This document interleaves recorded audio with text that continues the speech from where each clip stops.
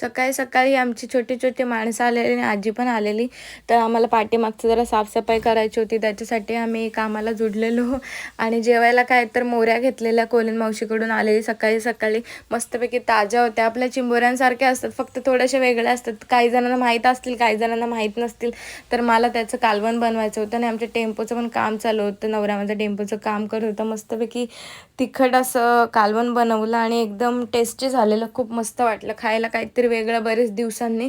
आणि माझी तुळशीची वगैरे सगळी पूजा करून झाली रिटर्न. मला रात्रीची पण कामं होती, कारण दुपारी तर मोऱ्या बनवलेल्याच आणि आता मला ना कोलंबी सुक्की बनवायची होती जेवणासाठी.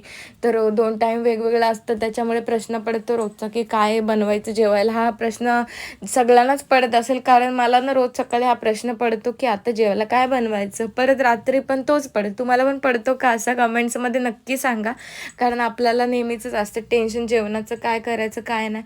तर माझं सगळं रात्रीचं मी काम आवरत होती आणि एकटी असली ना की मला असा खूप कंटाळा येतो. त्याच्यामुळे कोणतरी सोबत असलं ना तर जरा गप्पा वगैरे मारत मारत आपलं काम पटापटा होऊन जातं, किंवा काय गाणी वगैरे ऐकत फोनवर बोलत वगैरे असं माझा दिवस निघून जातो.